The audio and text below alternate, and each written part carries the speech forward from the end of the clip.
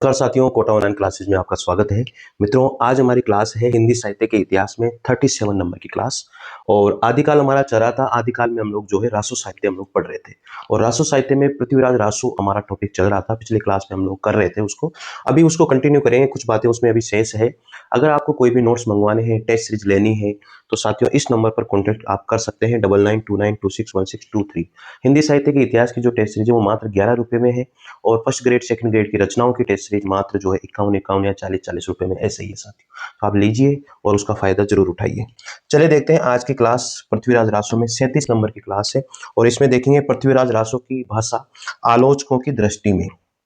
लिखिए यहाँ पर टॉपिक पृथ्वीराज पृथ्वीराज रासो रासो की भाषा आलोचकों की दृष्टि में क्या रही है। आलोचकों की दृष्टि में पृथ्वीराज रासो की जो भाषा है वो आलोचकों की दृष्टि में कैसी रही है साथियों, ये हम इसमें देखने वाले हैं।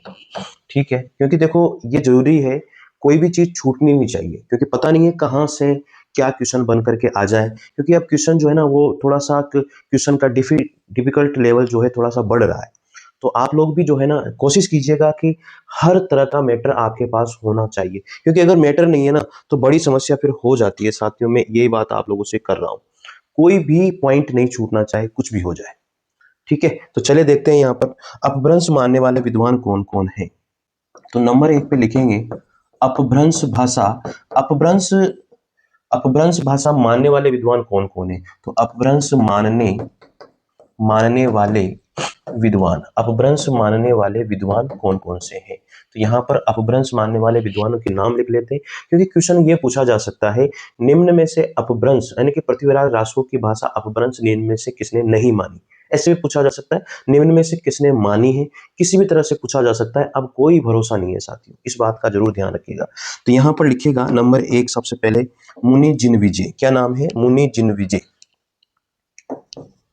मुनि जिनविजय अपभ्रंश जो मानी है, सबसे पहले अपभ्रंश मानी है मुनि जिनविजय के द्वारा, और दूसरे यहाँ पर मुनि कांति सागर। मुनि कांति सागर इन्होंने भी पृथ्वीराज रासो की जो भाषा है वो कौन सी मानी है? अपभ्रंश मानी। तीसरी है सुनीति कुमार चटर्जी। सुनीति कुमार चटर्जी इन्होंने भी जो है इसकी भाषा क्या मानी है? अपभ्रंश मानी है। चौथे नंबर पर आते हैं आचार्य हजारी प्रसाद द्विवेदी। आचार्य हजारी प्रसाद द्विवेदी। आचार्य हजारी प्रसाद जो द्विवेदी है, इन्होंने भी इसकी भाषा क्या मानी है? इन्होंने भी अपभ्रंश ही मानी है साथियों। तो ये चार जो हमारे ग्रंथकार रहे हैं, चार रचनाकार रहे हैं, मुनि जिनविजय, मुनि कांति सागर, सुनीति कुमार चटर्जी और आचार्य हजारी प्रसाद द्विवेदी पृथ्वीराज रासो की जो भाषा है वो अपभ्रंश मानते हैं। ये इसी तरह से आपको याद रखना है। अब आगे बढ़ते हैं नंबर 2 पर। नंबर 2 पर जो है वो है डिंगल मिश्रित ब्रज भाषा मानने वाले विद्वान। यहां पर लिख लीजिए नंबर 2 डिंगल मिश्रित ब्रज भाषा मानने वाले विद्वान। डिंगल मिश्रित ब्रज भाषा मानने वाले विद्वान इनमें से कौन रहे हैं? तो उनके नाम लिखते हैं। डॉक्टर दशरथ शर्मा, लिखो पहले नंबर पर यहां पर डॉक्टर दशरथ शर्मा। अब डॉक्टर दशरथ शर्मा ने भी साथियों डिंगल मिश्रित ब्रज भाषा को माना है। ठीक है, दूसरे नंबर पर आ जाएंगे डॉक्टर राम कुमार वर्मा। डॉक्टर राम कुमार वर्मा, तो डॉक्टर राम कुमार वर्मा ने भी पृथ्वीराज रासो की भाषा क्या मानी है? डिंगल मिश्रित ब्रज मानी है। तीसरे नंबर पर आ जाते हैं मोतीलाल मेनारिया। क्या नाम है? मोतीलाल मेनारिया। ठीक है, तो ये इन्होंने डिंगल मिश्रित ब्रज भाषा मानी है पृथ्वीराज रासो की। बहुत इंपॉर्टेंट है, क्वेश्चन पूछा जा सकता है, यहां से कोई भी क्वेश्चन आ सकता है। इसके बाद में आगे लिखते हैं हम लोग, अगला नंबर आता है किसका? तीसरे नंबर पर लिखिए। तीसरे नंबर पर हम लोग लिखते हैं, तीसरा नंबर है पिंगल मिश्रित एवं ब्रज भाषा मानने वाले विद्वान। पिंगल मिश्रित या तो ऐसे लिख लो इसको, पिंगल शैली एवं ब्रज भाषा मानने वाले विद्वान। ब्रज भाषा मानने वाले विद्वान। ऐसे लिख लो इसको। तो पिंगल शैली और ब्रज भाषा मानने वाले विद्वान। इसी तरह से यहाँ पर डिंगल शैली भी लिख सकते हो या डिंगल मिश्रित भी। डिंगल शैली और ब्रज भाषा मानने वाले विद्वान भी हम लोग इसको कर सकते हैं। और यहाँ पर पिंगल शैली में और ब्रज भाषा मानने वाले विद्वान कौन कौन है, उनके भी नाम यहाँ पर लिख लीजिए। उदय नारायण तिवारी नंबर 1 पे लिखिए, उदय नारायण तिवारी। उदय नारायण तिवारी ने माना। दूसरे नंबर पर जॉर्ज अब्राहम ग्रियर्सन ने भी जो है इस भाषा को माना। तीसरे नंबर पर डॉक्टर नामवर सिंह ने माना। चौथे नंबर पर इधर लिख लीजिए श्याम सुंदर दास ने भी जो है पिंगल मानी है। पांचवें नंबर पर लिखिए यहाँ पर डॉक्टर धीरेन्द्र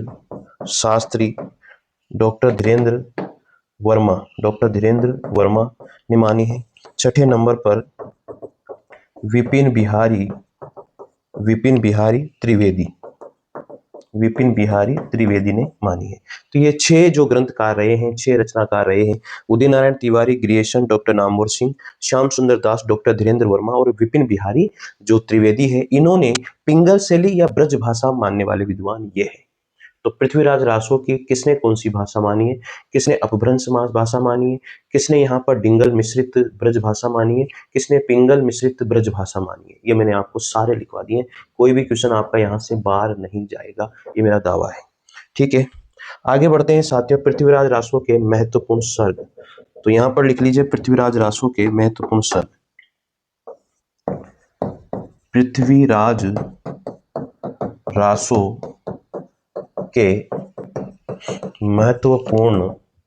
रासो के महत्वपूर्ण सर्ग। यहां से भी क्वेश्चन पूछा जा सकता है कि किस सर्ग में ये बात है। तो इसमें इंपॉर्टेंट सर्ग लिखेंगे, सारे नहीं लिखेंगे। सारे तो 69 सर्ग हैं, 8 जल्लर ने पूरे किए थे, पता है ना आप सबको। तो 69 सर्ग हैं। वैसे तुम कहोगे तो 69 भी बता दूंगा मैं, तो मुझे कोई शक और संशय इसमें नहीं है। मैं तो आपको बस जो इंपॉर्टेंट है, जहां से क्वेश्चन पूछा जाता है, वो बता रहा हूँ। ठीक है ना सब। तो पहला सर्ग है यहाँ पर, लिखिए नंबर 1 पहला सर्ग। अब पहले सर्ग में क्या बातें हैं उनको हम लोग यहाँ पर लिखेंगे। आदि पर्व समय इसको कहते हैं, आदि पर्व समय भी, क्योंकि पृथ्वीराज रासो के जो सर्ग है उनको हम लोगों ने समय के नाम से भी कहा है। तो आदि पर्व समय इसमें है, और इसमें जो है मंगलाचरण एवं पृथ्वीराज चौहान का वंश परिचय है। इसमें मंगलाचरण एवं पृथ्वीराज चौहान का वंश परिचय, पृथ्वीराज चौहान का वंश परिचय इसमें दिया हुआ है। पृथ्वीराज चौहान का मंगलाचरण है और पृथ्वीराज चौहान का वंश परिचय इसके अंतर्गत दिया हुआ है। तो यह पहला सर्ग यहाँ पर हो जाता है साथियों। दूसरे सर्ग की हम बात करते हैं, तो यहाँ पर दूसरा सर्ग जो है वो हम लोग लिखेंगे दूसरा सर्ग। अब दूसरा सर्ग भी इंपॉर्टेंट है, ठीक है। तो ये दूसरा सर्ग जो है इसको दशम समय हम लोग कहते हैं। दूसरा सर्ग यानी कि दशम समय, ठीक है, दशम समय। इसमें लिखिए, इसमें क्या इंपॉर्टेंट है, विष्णु के 10 अवतारों का वर्णन है। इसमें विष्णु के 10 अवतारों का वर्णन है। विष्णु के 10 अवतारों का वर्णन इसके अंतर्गत है। विष्णु के 10 अवतारों का वर्णन इसमें दिया हुआ है। इसके बाद में अगला सर्ग आता है यहाँ पर 20वां सर्ग, जिसको हम कहते हैं 20वां सर्ग। 20वां जो सर्ग है इसको हम लोग पद्मावती समय के नाम से जानते हैं। पद्मावती समय के नाम से हम इसको जानते हैं 20वें सर्ग को। और इसके अंतर्गत क्या है मेरे मित्रों, देखो पहला सर्ग तो आदि पर्व समय के नाम से हम जानते हैं, उसमें मंगलाचरण और पृथ्वीराज चौहान का वंश परिचय दिया हुआ है। इसके बाद में दूसरा जो सर्ग, इंपोर्टेंट सर्ग लिखा रहा हूं मैं, दूसरा सर्ग है उसमें दशम समय है। इसमें भी भगवान विष्णु के जो है भगवान विष्णु के 10 अवतारों का जो है वर्णन है दूसरे सर्ग में। यहाँ पर तीसरे नंबर पर मैंने आपको लिखा है तीसरा सर्ग नहीं, 20वां सर्ग। जो इंपोर्टेंट है वही लिखेंगे ना, 69 थोड़ी पूरे लिखेंगे यार। 20वां सर्ग है, उसमें इसको हम पद्मावती समय के नाम से जानते हैं, तो ये याद रखना। 20वां सर्ग जो है पृथ्वीराज रासो का किस नाम से जाना जाता है, तो पद्मावती समय के नाम से जाना जाता है। तो पद्मावती समय के नाम से जब इसको जाना गया तो इसके अंतर्गत क्या है, पद्मावती समय यानी कि इसे सबसे छोटा सर्ग कहते हैं। ये क्या है, सबसे छोटा सर्ग है, सबसे छोटा सर्ग। तो आपसे पूछा जाए कि जो पृथ्वीराज रासो है उसका सबसे छोटा सर्ग कौन सा है, तो आप बता सकते हो जो पद्मावती समय है वो सबसे छोटा है, अर्थात 20वां सर्ग क्या है, सबसे छोटा सर्ग है। आसानी से आप इसका आंसर दे सकते हैं। चौथे नंबर पर लिखिए 57वां सर्ग, 57वां सर्ग। अब 57वां जो सर्ग है साथियों, उसके अंतर्गत है कैमास वध समय। 57वें सर्ग में क्या है? कैमास वध, कैमास वध समय। ये कैमास वध समय के नाम से जाना जाता है। इसके बाद में लिखिए यहां पर 5वें नंबर पर 61वां सर्ग, 61वां सर्ग। ठीक है। अब 61वां जो सर्ग है, इसमें क्या है? 61वां जो सर्ग है कनवज समय, इसको यहां पर है कनवज समय। इसको कनवज समय के नाम से हम लोग जानते हैं। और इसके सबसे बड़ा सर्ग भी यही है, सबसे बड़ा सर्ग, सबसे बड़ा सर्ग भी यही है भाई साहब। ठीक है। और इसमें पृथ्वीराज रासो को ये केंद्रीय भाग रहा है। ये क्या रहा है? पृथ्वीराज रासो का केंद्रीय भाग रहा है। ये पृथ्वीराज रासो का क्या रहा है? केंद्रीय भाग भी रहा है। 61वां सर्ग। तो क्वेश्चन पूछा जाए पृथ्वीराज रासो इर्द गिर्द का कौन से सर्ग में सबसे ज्यादा केंद्रीय भाव रहा? 61वें सर्ग में सबसे ज्यादा रहा है। इसके बाद में यहां पर आप लिख लीजिए 69वां सर्ग, छठे नंबर पर 69वां सर्ग। 69वां जो सर्ग है, इसमें क्या दिया हुआ है? महोबा समय इसको कहते हैं, महोबा समय के नाम से इसको जाना जाता है। ठीक है। इतना सा इसमें लिखिए, ज्यादा नहीं है, मतलब इंपोर्टेंट सर्ग तो 4-5 ही है। 69वां सर्ग हो गया। 69 ही सर्ग थे इसमें। तो कौन से सर्ग को हमने क्या कहा, कैसे कहा, सारी चीजें आपको मैंने यहाँ पर बता दी है। ठीक। देखो, जो पहला सर्ग था उसमें आदि पर्व समय के नामंगलाचरण और पृथ्वीराज चौहान का वंश परिचय आ गया। दूसरे सर्ग में दसम सर्ग कहते हैं विष्णु भगवान के 10 अवतारों का वर्णन आ गया। 20वां जो सर्ग है उसको पद्मावती समय सबसे छोटा सर्ग माना गया है। 57वां जो सर्ग है उसको कैमास वध, और 61वां जो सर्ग है ये केंद्रीय भाग है पृथ्वीराज रासो का, केंद्रीय भाग जिसे हम कहते हैं। सबसे बड़ा सर्ग भी यही है, 61वां सर्ग ही। ठीक है। इसमें कनवज समय इसको कहा गया। 69वां जो सर्ग है वो महोबा समय का इसमें वर्णन किया गया है। तो ये था हमारा सर्ग वाली बात जो है। ठीक है। तो कर सकते हो आसानी से आप लोग, सर्ग का पूरा वर्णन मैंने आपको बता दिया। अब लिखिए पृथ्वीराज रासो के संबंध में, पृथ्वीराज रासो के संबंध में महत्वपूर्ण तथ्य क्या है? तो यहां पर लिख लीजिए पृथ्वीराज रासो के संबंध में महत्वपूर्ण तथ्य। पृथ्वीराज रासो के संबंध में, पृथ्वीराज रासो के संबंध में महत्वपूर्ण तथ्य। तो पृथ्वीराज रासो के संबंध में जो महत्वपूर्ण तथ्य हैं वो बहुत इंपोर्टेंस रखते हैं। और यहां से एक न एक प्रश्न जरूर आप लोगों के लिए आएगा। चलिए लिखिए पृथ्वीराज रासो में 78, 68, इसमें लिखिए नंबर 1 पर पृथ्वीराज रासो में, पृथ्वीराज रासो में 68 तरह के छंदों का प्रयोग हुआ है। 68 तरह के छंदों का वर्णन हुआ है या प्रयोग हुआ है। वर्णन लिख दो या प्रयोग हुआ है। 68 तरह के छंदों का क्या हुआ है? इसमें प्रयोग हुआ है। हम यहां पर ये लिख सकते हैं। कितने तरह के? 68 तरह के छंदों का वर्णन या 68 तरह के छंदों का इसमें हमने प्रयोग किया है साथियों।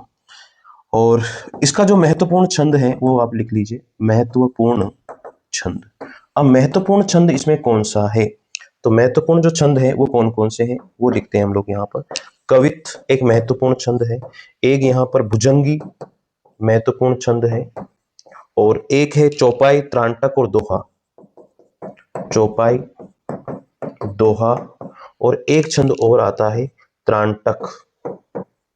ये इसके महत्वपूर्ण छंदों में गिने जाते हैं। वैसे तो 68 तरह के छंदों का प्रयोग हुआ है, लेकिन महत्वपूर्ण क्या है? कवित, भुजंगी, चौपाई और दोहा और त्रांटक छंदों का प्रयोग इसमें ज्यादातर हुआ है। ये इसके महत्वपूर्ण छंदों में होते हैं। इसके बाद में लिखिए इसमें नंबर 2 पर एक टिप्पणी लिख लो। इससे पहले यहाँ पर एक टिप्पणी लिख लो ताकि आपको कंफ्यूजन नहीं रहेगा। एक टिप्पणी लिखो। टिप्पणी में लिखो कि पृथ्वीराज रासो में छप्पे छंद को कवित कहा गया है।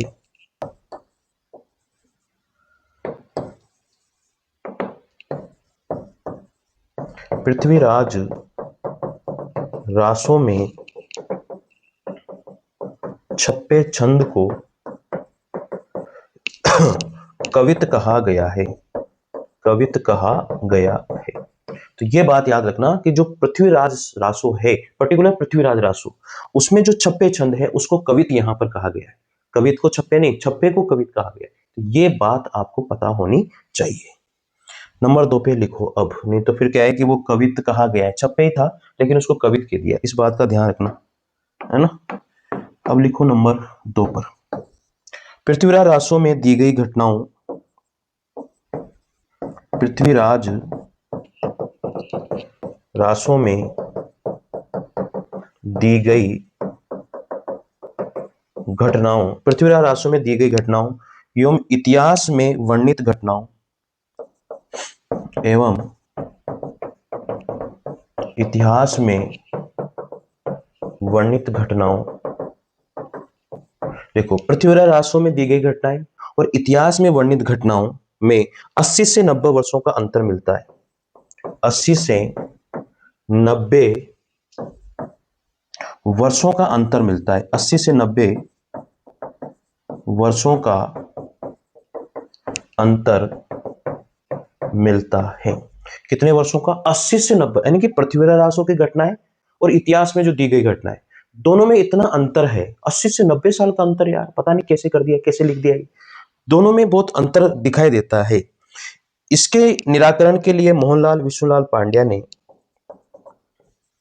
इसके निराकरण के लिए मोहनलाल विष्णुलाल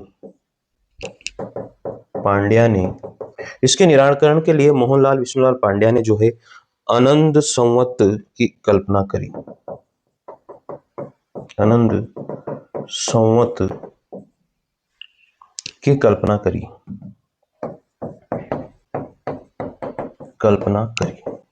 इन्होंने अलग ही संवत की कल्पना करी है साहब विष्णुलाल। इसके निराकरण के लिए करिए भाई, ठीक है 80 से 90 साल का अंतर है तो चलो इसका भी निराकरण करते हैं। लिखना तो था ही सही, उसको फेमस तो करना ही था, तो कर दिया निराकरण, ठीक है ना। अब लिखो आगे, तीसरे नंबर पर, नरोत्तम स्वामी ने पृथ्वीराज रासो को मुक्तक काव्य माना है। नरोत्तम स्वामी ने पृथ्वीराज रासो को मुक्तक काव्य माना है। नरोत्तम स्वामी जो है पृथ्वीराज रासो को क्या कहते हैं? ये एक मुक्तक काव्य मानते हैं इसको, कि खुला है, ओपन है सब कुछ, ठीक है। लिखने में इसमें किसी को कोई परेशानी नहीं है, इसके लिए इसमें सब कुछ मुक्तक रूप में लिखा हुआ है। चौथे नंबर पर लिखिए, आचार्य हजारी प्रसाद द्विवेदी की मान्यता है कि आचार्य हजारी प्रसाद द्विवेदी की मान्यता है कि, आचार्य हजारी प्रसाद द्विवेदी की मान्यता है कि मूल पृथ्वीराज रासो सुख सुखी संवाद के रूप में लिखा गया था। सुख सुखी संवाद के रूप में लिखा गया था, ऐसा मानते हैं आचार्य हजारी प्रसाद द्विवेदी कि जो पृथ्वीराज रासो है वो मूल रूप में सुख सुखी संवाद के रूप में ही लिखा गया था। जिन अंशों में सुख सुखी संवाद मिलता है, जिन अंशों में सुख सुखी संवाद मिलता है, जिन अंशों में सुख सुखी संवाद मिलता है वे प्रामाणिक हैं, तथा जिनमें यह संवाद नहीं मिलता वो अंश प्रमाणिक है। मिलता है वे प्रामाणिक हैं और जिनमें यह संवाद नहीं मिलता वह अप्रामाणिक है। ऐसा आचार्य हजारी प्रसाद द्विवेदी का अंश प्रमाणिक है, यहां पर ऐसा लिख लो, वह अंश प्रमाणिक है।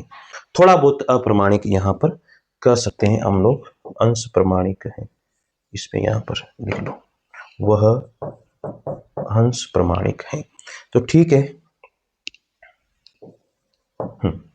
तो ये बात ध्यान रखना भाई, आचार्य हजारी प्रसाद द्विवेदी की मान्यता है कि जो मूल पृथ्वीराज रासो है उसमें सुख सुखी संवाद का वर्णन है। जो मूल पृथ्वीराज रासो में अगर उसमें सुख सुखी संवाद मिलता है तो वह प्रमाणिक है, अगर नहीं मिलता है तो वो थोड़ा बहुत अंश अप्रमाणिक माना गया है। ऐसा आचार्य हजारी प्रसाद द्विवेदी ने यहाँ पर हमें बताया है। ठीक है, तो ये तो आप कर ही लोगे, इसमें तो कोई दोहराई है नहीं। तो यहाँ पर लिखे अगला 5वें नंबर पर लिखते हैं, डॉक्टर नगेंद्र ने इसे विशाल घटना कोश कहा है। डॉक्टर नगेंद्र ने इसे विशाल घटना कोश, ये ध्यान रखना, विशाल घटना कोश कहा है। डॉक्टर नगेंद्र तो इसको घटना कोश तो कहते हैं, लेकिन विशाल घटना कोश कहा है किसने? डॉक्टर नगेंद्र ने। तो ये बात आप यहाँ पर याद रख लीजिएगा। 6ठे नंबर पर लिखिए बाबू गुलाब राय। बाबू गुलाब राय, अब बाबू गुलाब राय ने जो है इसे स्वाभाविक विकासशील महाकाव्य कहा है। बाबू गुलाब राय ने इसे स्वाभाविक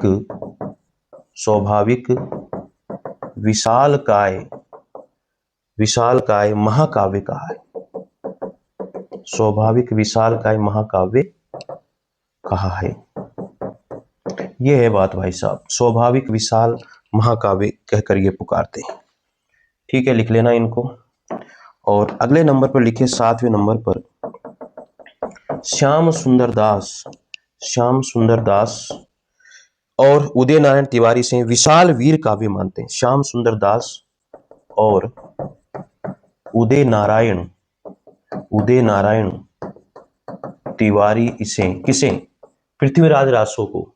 ठीक है, श्याम सुंदर दास और उदय नारायण जो तिवारी हैं इसे यानी कि पृथ्वीराज रासो को जो है क्या मानते हैं? विशाल वीर। ठीक है, विशाल वीर काव्य मानते हैं भाई साहब, याद रखना इसको। जो श्याम सुंदर दास है और उदय नारायण तिवारी है वो पृथ्वीराज रासो को विशाल वीर काव्य मानते हैं। विशाल वीर काव्य मानते हैं, ये आप लोगों को लिख लेना है। तो ये कुछ तथ्य थे पृथ्वीराज रासो के बारे में, जो एक बार मैं आप लोगों को और बता देता हूँ कि महत्वपूर्ण तथ्य जो हैं वो ये इंपॉर्टेंट होते हैं। ठीक है ना, पृथ्वीराज रासो के बारे में, पृथ्वीराज रासो के संबंध में महत्वपूर्ण तथ्य। अब पृथ्वीराज रासो के संबंध में महत्वपूर्ण तथ्य हैं तो सबसे पहला है पृथ्वीराज रासो में 68 तरह के छंदों का वर्णन या प्रयोग हुआ है। कितने छंदों का प्रयोग हुआ है? 68 तरह के। महत्वपूर्ण छंद जो है तो कवित, भुजंगी, चौपाई और दोहा और त्राटक है। यहाँ पर जो छप्पे छंद है उसको भी जो है कवित कहा जाता है। दूसरे नंबर पर है पृथ्वीराज रासो में दी गई घटनाओं एवं इतिहास में वर्णित घटनाओं में 80 से 90 साल का अंतर था। तो इसके निराकरण के लिए मोहनलाल विष्णुलाल पांड्या है, उन्होंने अनंत संवत की कल्पना करी थी। ठीक है, नरोत्तम स्वामी ने पृथ्वीराज रासो को मुक्तक काव्य माना है। किसने? नरोत्तम स्वामी ने पृथ्वीराज रासो को क्या माना है? मुक्तक काव्य माना है। इसके बाद में है आचार्य हजारी प्रसाद द्विवेदी की मान्यता है कि मूल पृथ्वीराज रासो जो है उसमें सुख सुखी संवाद में लिखा गया था। जिन अंशों में सुख सुखी संवाद मिलता है वे प्रमाणिक है और जिनमें यह संवाद नहीं मिलता है वो अंश अप्रमाणिक माना जाता है। डॉक्टर नगेंद्र इसे एक विशाल घटना कोश कहकर पुकारते हैं और बाबू गुलाब राय ने तो इसे स्वाभाविक विशाल काय महाकाव्य कह दिया। किसने? बाबू गुलाब राय ने। और श्याम सुंदर दास और उदय नारायण तिवारी तो इसे विशाल वीर काव्य मानते हैं। किसे? पृथ्वीराज रासो को। तो यह जाएगा याद, कोई समस्या यहाँ पर नहीं होनी चाहिए आप लोगों को। आगे देखते हैं, अब यहाँ पर पृथ्वीराज रासो के संबंध में आलोचकों के कथन हम लोग देखेंगे, जो मित्रों अगली क्लास में देखने वाले हैं। शायद आपको यहाँ तक तो सारी चीजें समझ में आ गई होगी। अगली क्लास होगी हमारी जो है पृथ्वीराज रासो के संबंध में आलोचकों के कथन। थैंक यू, जय हिंद, जय भारत। और टेस्ट सीरीज जरूर ज्वाइन कीजिएगा, फर्स्ट ग्रेड, सेकंड ग्रेड की रचनाओं से संबंधित टेस्ट सीरीज। अगर आपको टोटली टेस्ट सीरीज ज्वाइन करनी है जिसमें ग्रामर भी आ जाती है, जिसमें रचनाएं भी आ जाती है, जिसमें साहित्य का इतिहास भी आ जाती है, तो वो भी टेस्ट सीरीज है। फर्स्ट ग्रेड के सफलता के नाम से है और सेकंड ग्रेड की जो है परिणाम के नाम से है। थैंक यू, जय हिंद, जय भारत।